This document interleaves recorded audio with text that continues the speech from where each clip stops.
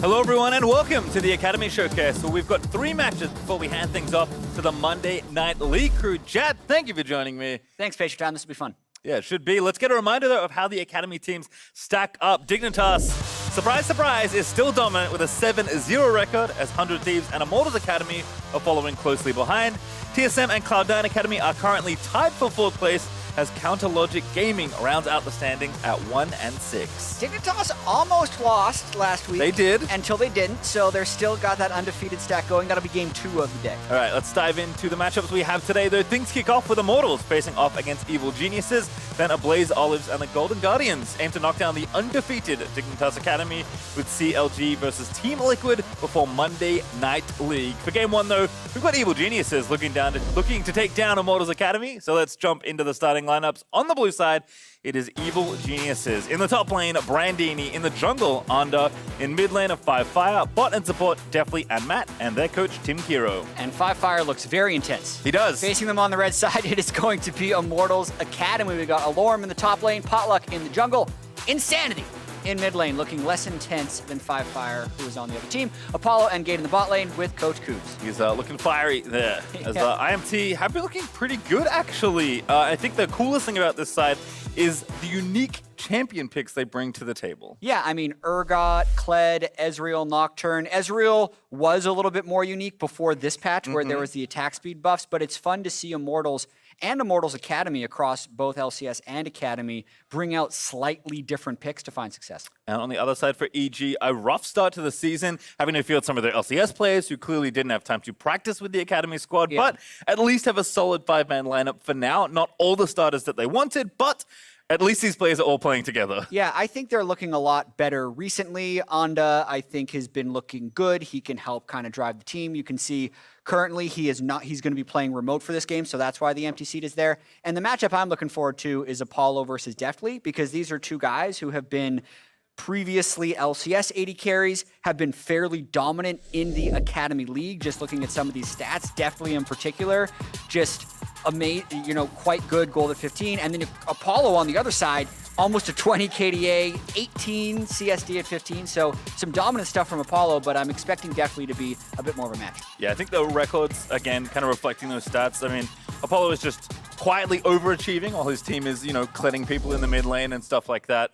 Definitely, I feel like when EG do win, it's often on the back of him being very consistent in the mid to late game, which is, I think, in some ways what both these players were known for in the LCS. So it is nice to see them not just doing what they were known for back when they were in the LCS, but also playing even better in a league where they should be expected to dominate. Yeah, it's kind of always fun to see the skills that have been accrued throughout a player's LCS career and then them showing off in Academy. And something cool about the first Academy Showcase game on Monday before Monday Night League is the draft's already done. Yes. And this is actually a really sweet draft. It is. It's you kind of alluded to it already, but things have changed with 10.3. It does feel like some of the changes are maybe more subtle. There's not like, a horde of champions that have just taken over. I mean, Senna is not being seen as much. But these are the picks, as you can see them on their screen, at least what they've selected. Yuumi was the first pick of this draft and has been slowly but surely creeping up in priority. Yeah, I want to see what ends up happening with Yuumi. It'll probably just end with Yuumi getting banned each game. But what is happening right now is the team that doesn't have Yuumi is pushed into an early game style. So the pressure is on them to execute, because one of the ways that Yuumi has been tweaked is much weaker early laning phase, so it's more all-inable, it doesn't have the same poke, it doesn't have the same sustain, but once you start getting some levels into Yuumi and you complete your Athenes, it's just this massive healing machine. We saw in the LCS yesterday in the TSM game where the enemy Yuumi from FlyQuest had like 39,000 healing in a 40-minute game.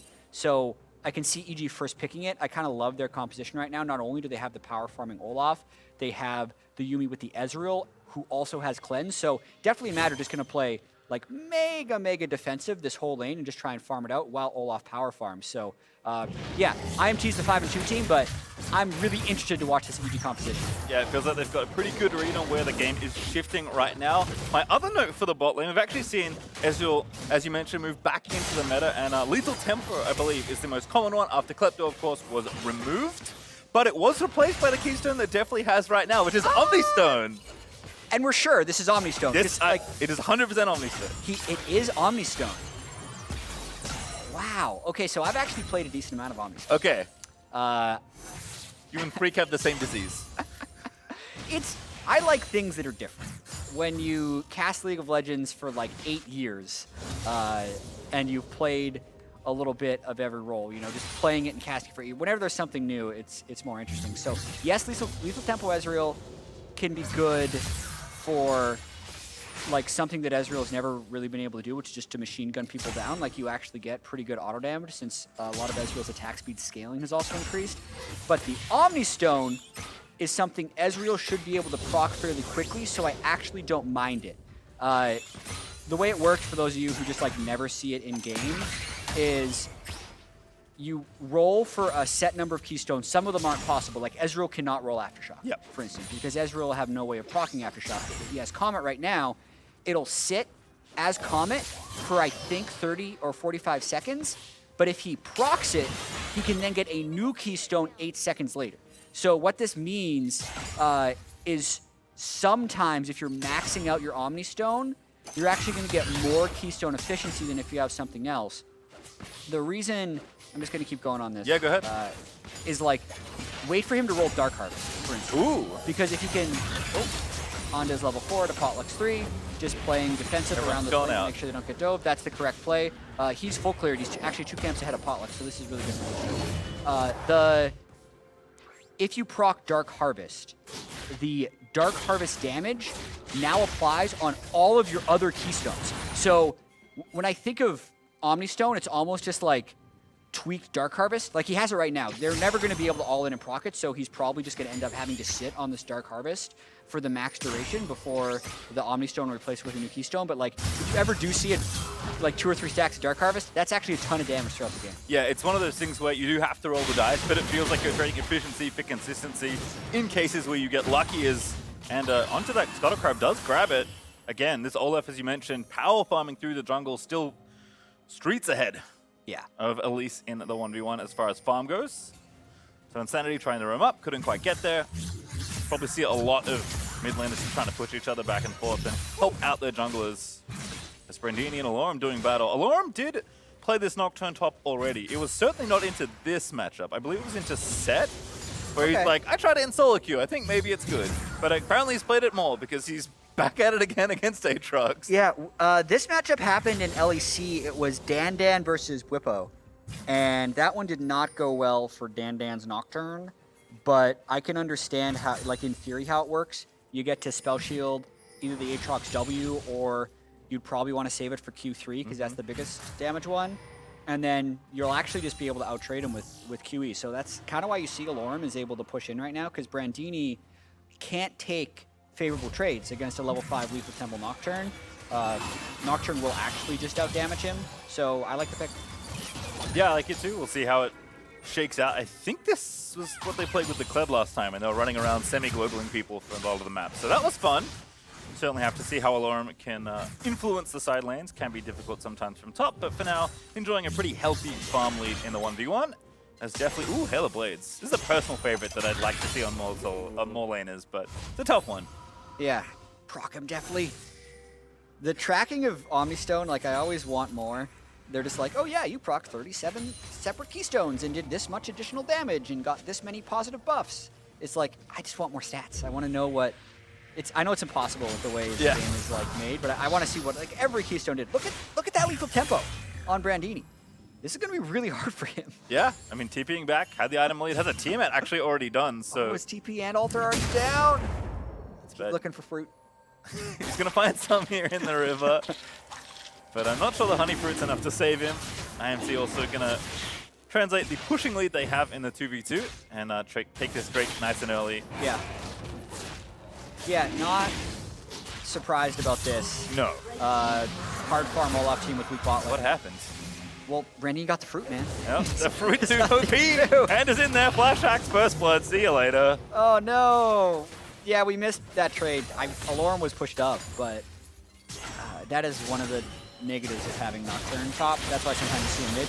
Pretty all in. Spotlight trying to kill definitely, but with the Yuumi in the back pocket, somewhat impossible at times. But again, still that pushing lead here for Apollo and Gate, so they'll be happy with the lead they have. Man, I feel like EG's gonna win this one. It's a feeling. You can obviously be wrong. The cat clock is very powerful. This is what happened. Oh. Alorum was like wondering where Brandini was, maybe going for deep wards, but yeah, he can't trade under that turret. Just, yeah, positioning mistake. Yep. Brandini ran in. Gets full comboed and easy flash follow Cranda. All right. Shooting his head past the turret. Shouldn't have done that. He's like, I have Tiamat. I'm winning every Yeah. trade. I'm so Let me powerful. push. All right, well, now he's going to have to get pushed in, and nice timing there for Anda. Makes the lane even for Brandini. Briefly, Alorum actually plows through that mini wave under the tower and keeps his wave and a half CS lead. Yeah, if you haven't had a chance to play Soul Lane Nocturne, you're missing out. Yeah, I think it's better mid, but probably not that great into... Actually, I think it would be good into Malzahar. Yeah? Yeah, I think it would be fine. You can wave clear so quickly, and you have the opportunity to spell shield. I mean, all of Malzahar's spells are relatively high impact. Plus, your passive is just going to clear the Voidlings. Yeah, I think it would work mid, and it's a shorter lane in mid, which is why it's easier to auto shove and then back. Yep. Versus top, when you auto shove, stuff can happen like what happened to Alorum. Also, Alorum's now level 7. He's leveled his ultimate because you should, but he doesn't really have anywhere to go with it. Yeah. Which is one of the other downsides. So certainly, maybe something we'll start to see more of. But I do appreciate that Alorum is willing to play a much larger scope of champions. He's always been like that, but he has been showing that off in Academy this split. And Dark Harvest again. The worst keystone to get when I'm playing Omnistone. Oh, maybe a gank bot. Andre, your camps are up. Just go do them. Queen's control, and it's very close to a minion. Your Krugs, your Raptors, just farm, bro. Oh, this is happening. No, there's bullet time out. Apollo getting aggressive. Gato maybe too far forward. Has his flush, should be fine. Axe will miss, and won't even need to use the summoner.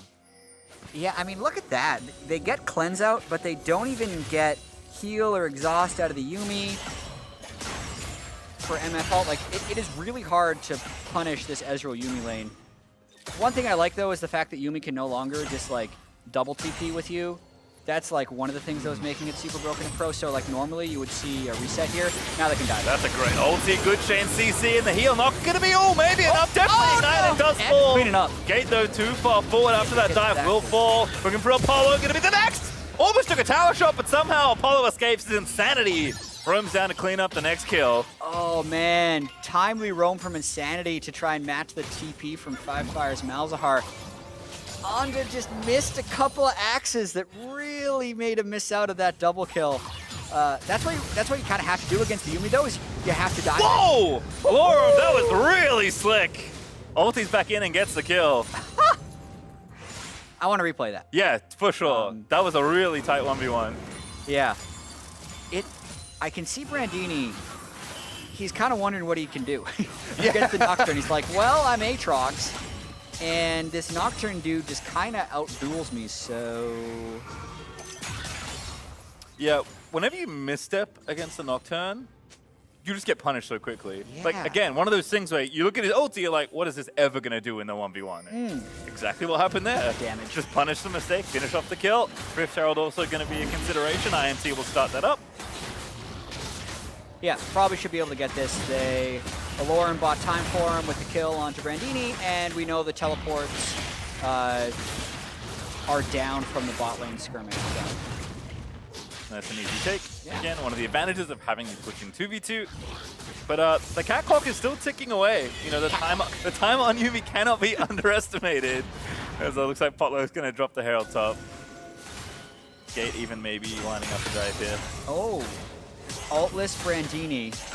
Yes, okay, so Gate also has Aftershock. They should go. They're late. Yep.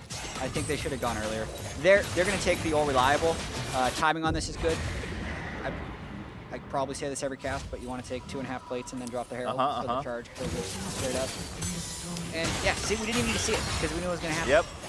And they get it. First power gold over to IMT. They're up 6-ish hundred gold. I'm going to get a second charge here, and EG will have to respond here. They're actually just going to straight up lose the tower. Oh. Yeah. Kind of traded for Drake. I mean, they're technically trading. It's not a good trade. Okay, they are trading. Yeah. Just because one side wins out doesn't mean it's not a trade. Yeah. Yeah. You know? Oh, yeah. That's like if you get Solo Kid. Yeah, I traded. It's like, what did you trade? He spent time. I think his flash is down. I traded my life. He used his spells. It wasn't even trading. It was a trade. All right, Ocean Rift as well. Because EG at least get them out and Drake for their trouble. Ocean Rift with this keeps happening, by the way. I think it's maybe just a product of like more healing in this metagame. Like Soraka's their thing. Yeah. Yumi's like more popular. But I'm like, man, these keep getting Ocean Soul. It's just so good. At least there's no on in this game. That's the true silliness. Yeah. I haven't seen stats on it, but it feels like Ocean Soul is best soul. I get told by the professional players that Ocean Soul is the strongest one. So I believe them. What do they They're tell not you always right. the weakest one is? I feel like it's Cloud, but I know it can be strong in certain situations. I think Cloud is the narrowest. This is Brandini. Yep. He's in there, looking for Gate, turning back around. It's all flip, bullet time, ripping through the team. And here we go, Alorum TP ulti's in. Builds his own global, and good little Drowsy there into the AD. So in goes Gate trying to finish off the kill, but perhaps not advised. Fire low, does die. Electrocute just proccing there for Insanity. And they'll keep going. Definitely getting chunked. He's ignited as well. That might be enough. Yumi heal, no! Can't do anything. The double in for the Zoe. The tower goes down as well. And IMT just everywhere. Yeah, Insanity might pop off in this game. For sure. They're doing enough to kind of accelerate. And you know what's really a sweet combo is actually Nocturne ult with Zoe. You just can't see a thing. Yeah. You're just going to get hit by a sleep and a Q and have no idea what's coming. Like, Nocturne used to be a soft counter to, like, a Kog'Maw ADC because the darkness... I should know, like, the exact range that it decreases, but your vision range is, like, 600. Yep. So Kog'Maw with his W on actually can't hit max range if he's against a Nocturne ult. So, like, this play, Brandini was just way too ambitious into a Leona. And then even though people flash away, like, no one can see that sleep coming until it hits them. Yep. And the darkness lasts 6 seconds. No excuses for Gate. He was not under the effects of darkness. But I'm sure the team was saying, like, this is good, so he went. And then really Insanity just lands some sweet shots towards the end. Great calculation as well. One tick of Spell Thief actually finished off the kill after the Electrocute completed the auto. Yeah, okay. Sanity knows what's up. 3-0 now with the Ludens and the Silk Shoes done. Hello! Gate. Hi. Very nice combo, and Apollo's just going to clean up. This is why his stats are so good, by the way. Oh, no, good ult. Not enough. Here's Xander, though. Oh, no, he's got Flash and Smite. Lands Apollo has Flash. First axe. In he goes. Yeah. Good follow. Good flash out from Apollo, but might still be Got enough. his axe. Got a right land, up. man. Oh, good juke. I think he could have just killed Gate. I guess he's Cinder Hulk Olaf, so he's not doing as much damage. Close to making Matt take a cat nap, but not enough. Nice sidestep by Apollo. Yep. Definitely needed to dodge that Q. Yeah, yeah. All right, so this is going to put Yumi scaling to the test a little bit. Yes. 4,500 gold down. About to be 5K plus. And no one can side lane safely. Fire has no flash. Died to the 80 carry support. Brandini definitely can't win a 1v1 with Aatrox. And Ezreal has lackluster wave clear. This is going to be tough. Watch this one again, though. Yeah, so this is off screen. Potluck. Oh! What a G. Oh, and the sleep. That's gross. And now it's poor little Yumi. And the cat escapes. Does he really? Yeah. He had a friend. Oh, okay. Yeah. You can just hop into a friend. Yeah, if there were no friends, they're very dead for Matt. Yeah. You mean basically never takes flash. As a reminder, of course, after this, Monday Night League is happening starting at 5 p.m. with the pre-show. Yeah. So make sure to check those games out. Should be a fun evening. Yeah, we got the Sven Skaren versus C9 rematch. Oh, that's true. Niski already tweeted about it too, of course. Yeah, Niski will tweet about everything. tweet his flash timers again. You should do it after every game now. Yeah. Anytime. I mean, I like it. I can understand why players don't like it. Uh-oh. There we go. Soul player into the paranoia. Alorum able to clean up by fire, and IMT just running in there. Everyone's blind. Brandini is out. Under not so lucky, and no snipe coming through for the Ezreal. So IMT with 2 quick ones. Yeah, I like how quick they're going too. Alorum using his ultimate very frequently. I mean, it's only on a 112-second cooldown, but it feels like he is using it like right as it's up again. It's so important as Nocturne, especially once you get a little bit ahead to like no flash timers. Such a big difference for Nocturne. If someone's flash is down, like it is a free kill for Nocturne. Yep, and again, there is certainly a timer on this game. Right now, IMT are doing a great job of extending the relevance of that timer by given how far ahead they are. But Potluck will go ahead and take the Drake, make sure they have that locked down. And IMT just blitzing through turrets. They almost took the tier 2 min, in fact. Double check that they did. No, they did. So that's turret number 5. But watch this one again. I mean, yeah. Like you mentioned, never mind, no time, as Alorum finally caught in a side lane. Okay. That's the kind of stuff you need to come back. In 2 more minutes, Matt's Gathering Storm will get more powerful as well. I was just checking runes to see how hard it's gone into the Yuumi. I mean, if you're gonna scale with Yuumi, might as well go all the Apollo's way. flashless. This could be another one. Watch. Oh, good stopwatch. Gate here in time. Gate's like, I can't really do anything. Axes, dude. Back in they go. Ragnarok, not up. So actually the CC chain will work. Ooh, just missing the cube from Matt. And now Insanity's here and they have to leave. They are, in fact, not point-and-click abilities. So, like, I just missed those axes by such a slim margin. That I thought for sure that was a kill onto Apollo, but Waltz is on out. yeah, it gets value out of the stopwatch. That would have been a big bounty going over too. Yeah, 300 gold extra right now for both the mid laner and the AD, actually. So watch this exchange once more. This time it's the top lane. I mean, when did you spell? Oh, didn't even have a chance. Huh. Yeah, that'll do it. Actually, a solo kill. Yeah, he's Ninja Tabi Nocturne with lethality and T-mount. Like literally no item that adds health or magic resistance. So that's as glass cannon as you can get on Nocturne. Like this is one of the things you do often on solo lane Nocturne is you'll go for lethality for a bigger one shot. So it's not like that cleaver Nocturne that would be a little bit more durable. Yeah, here's the calling as well. Again, just trying to shut off the Yuumi healing the carries. Can easily pick up the squishies, but IMT still have to be careful here. Another ulti out of the mouths, but Bullet Time going to provide coverage. Yep. Oh, it's so hard to be under this turret with the Zoe.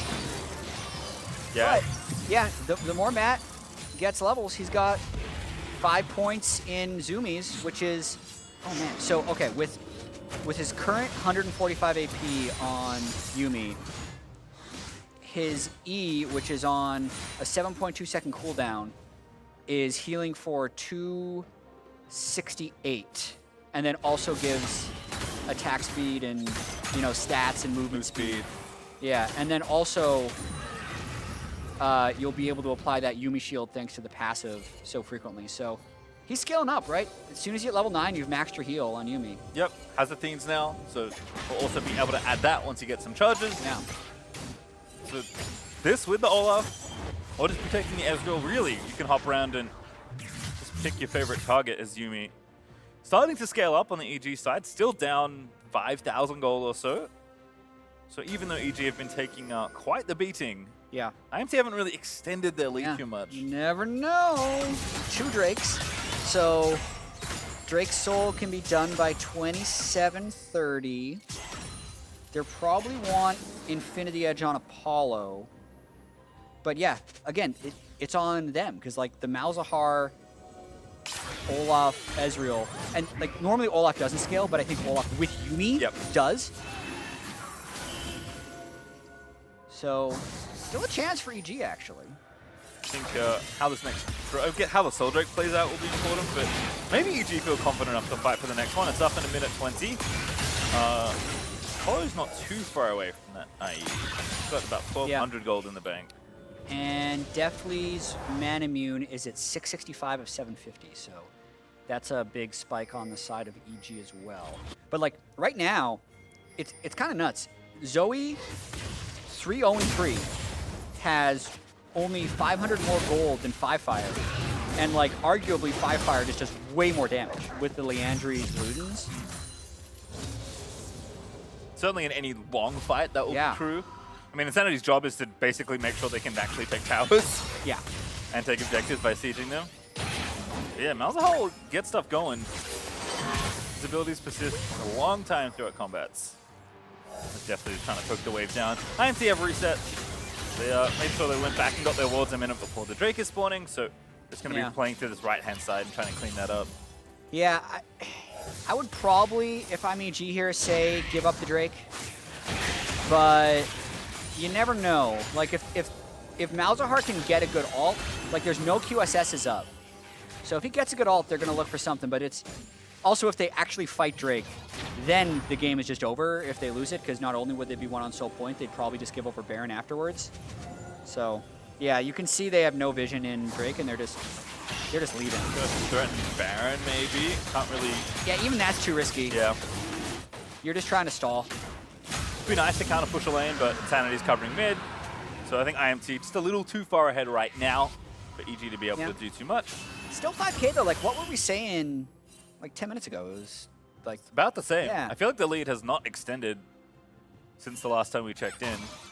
This is that spooky part in the game. This happens a lot this season. The time between Dragon Soul while Baron is up and Baron has more health, so it's kind of hard to take. Like, you usually end up just kind of having the gold freeze at this point in the game. Be interesting to see at the end of this split, maybe like what happened in that time. Yeah. Right? Or, like, is everyone fighting and like that's when the games are ending, or is no one doing anything and just waiting for a mistake to be made to get that objective? Oh, they don't even know where the Baron is. That's where that Ezreal. 2 blue trinkets, so we can check it comfortably. And is gonna walk in here with the sweeper and the Yuumi. I'm curious to see what Alarm can do, because he is maybe the difference as far as getting space around these objectives. I think he's still pretty happy in his 1v1. He's got to be sitting on a lot of gold. Yeah, he's on 1,200. It seems like he hasn't bought forever. Guess he's working on the second full of Valve. I like the, I think they're all quite good. I think Edge of Knight makes sense. So you're going to have to tank at least one ability on the way in. Yeah, Edge of Knight's the call. I've seen, I think the most underrated lethality item is Umbral. Yeah. Oh dear. Big cooldown, actually. Yeah, that is. One of the advantages of having all the vision control. Zoe just does Zoe things, definitely cleanses up the Ignite. And that might be enough for IMT to say we can go. Yeah. Well, let's see how quick Matt can heal him up. Actually, we're pretty healthy, so pretty quickly it turned out. Yeah. So like, cleanse is down for another 2.5 minutes. Honda's ult is down for another 35 seconds. But yeah, like, they're close enough to their turrets that Nocturne doesn't want to all in, and they have to respect the Malzahar ultimate because no one is building QSS. So, yeah, Drake in 2.5 minutes, basically. I feel like EG have done a pretty good job stalling here. Alarm also tanked 2 tower shots, but wasn't going to stick on the tower anyway. In fact, IMTA just resetting once again. Gonna have to be maybe poking around on their objective. 1/2 of the death cap there. I guess 1/3 technically. The death cap there for Insanity. Oh yeah, because the upgrade cost. 2 rods make a hat. Makes sense to me. Yeah, 2 rods and extra monies. And we are very clever. It is Edge of Night for Alarm. He's almost 16. Yeah.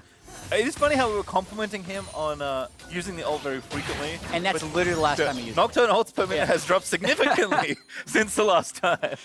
Yeah. Shoot, what's that saying where it's like, success is talent plus opportunity? So it's like, maybe he just hasn't had the opportunity to be talented with his ultimate.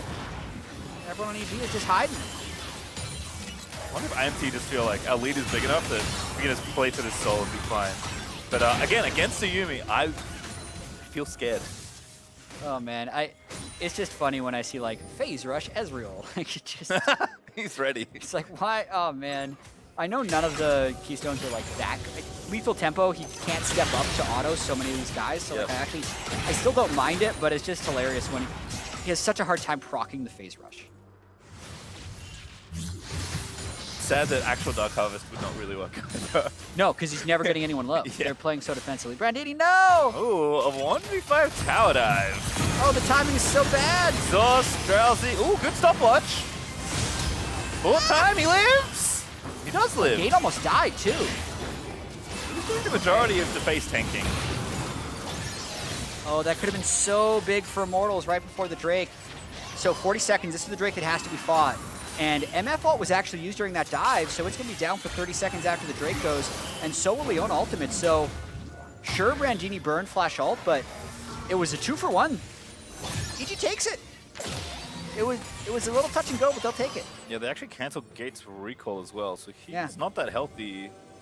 EG is just going to step into the pit here. Let's see if Nocturne one-shots someone. That'll be the true test. Level 16. Ooh. Okay, that's not good for you. Potluck and Apollo just went on a mission. Yeah. Here we go. They can't see. Fire. They're going in. Oh, goodbye. Nice Nocturne ulti there from Alorum. Sanity able to take down Deftly as well. And Apollo is going to live. And that's an ace. My goodness. Oh, man. So Potluck just waited for Brandini to reset because they had so much map pressure. And then EG was like, let's go! But Flash ulting someone on Malzahar as a Nocturne ult hits, that's doomed. No one knew where it was! Nope, and IMTA, that is the ace that is going to look to end the game here. They'll knock down 2 Nexus Towers. It's 5 seconds till Brandini's up, and that's all it takes. One team fight, and Immortals will take yet another win, moving up to 6-2. The Immortals org keeps finding wins. Whoever's called that, well, Apollo had a big smile on his face, so Yeah. I don't know who called that play, but Paul Brandini never stood a chance. Yeah, that was a rough game for Brandini. Getting solo killed early on, did get one back in the top lane, but then EG was just trying to do that full stall. And for what it's worth, like Immortals knew what they had to do. They need to control around Ocean Drake. You don't actually need to secure the soul, but that's what pulled Immortals towards them before they could get the win. Yeah, again, just felt like they had so much map control that they were at least able to shut out the vision, and all they had to do was wait for someone to make a mistake. And to their credit, they did try and try that dive, which I did like. Unfortunately, couldn't kill Brandini, but eventually the extension of the play was two-man walking into the jungle and finding the Aatrox. Yeah, the catch onto him into just good timing on the Nocturne ultimate. You mentioned Apollo with the big smile. Another big game for him, 277 CS in a 28-minute game. 309, had that 550 gold bounty towards the end. Yeah, no reason not to feel good for Immortals. Yeah, I wonder if EG's draft I did like. I wonder if it was maybe a little too defensive. I mean, that's always going to be the question, right? Because every time you draft, you try and draft as much scaling as you can get away with. Yes. They couldn't get away with it. Do they think that's from execution or because of the draft? That's for them to decide in review. They didn't necessarily have a winning lane. I think the Nocturne really threw him for the loop here. The fact that Brandini couldn't control top lane as an Aatrox, which is one of the more powerful laning top lane champions. Because if they could have at least had that for Olaf to play through, he could have had more gold towards the end of the game. But overall, that's just how it goes. I like that we saw the Nocturne. I like that we saw Olaf Yuumi. I like that they're trying things. Yep, I like that we saw on band as well. I think that also would have helped this Yeah, draft. it would have. We'll have a look there. This was the 1v1 we wanted to see. Oh, yeah. So he just goes for the all-in. It just looks easy. Did he just... I'm trying to figure out how he ended up backwards, because that's... The W pulled them back. So, yeah, Aatrox had landed the W. And from the looks of it there, like, unless you spell shield the start of the W, it's still going to pull you back. Yes. So he actually didn't even spell shield it, but Doctor just does so much damage Yeah, at one. I think he's supposed to do a Q and then go to attack speed, and then Yeah. it's like... I almost looked like he got spaced away from the incoming Qs and then ulted back in. I was like, he's a genius, how do you do that? Anyway, watch this play instead. Insanity also having a good game in the early stages. Yeah, Insanity and Alorum, the long-range solo lane engagers. Ignore Gates heroics. Yeah, just that didn't happen. The rest of it continues. Insanity gets the off, and then the kill he gets afterwards. Like, there's no way Deftly was expecting that much burst. Oh, so close. Yuumi can't do that, unfortunately. And then once again... This was sweet. Oh yeah, Pollock just in there. Yeah, interesting how E flash doesn't actually, like, the E still comes out from where you cast it, not where you flashed it. Yes. So he actually flashed it in front of his cocoon before his cocoon landed.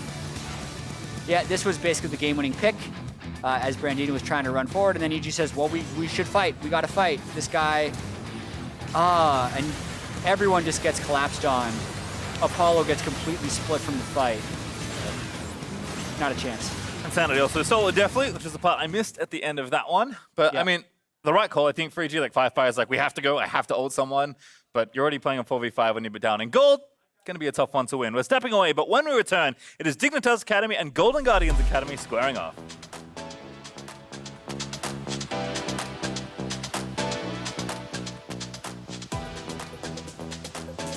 Well, Brandino got the fruit, man. Yep, the fruit to OP. Hand is in there. Flash Axe, first blood. See you later. That's what you kind of have to do against Yumi, though, is you have to die. Whoa! Laura, that was really slick. Here we go. They can't see. 5 fire. They're going in. Oh, goodbye. Nice knockdown onto there from Alorum. Sanity able to take down definitely as well. And Apollo is going to live. And that's an ace. My goodness.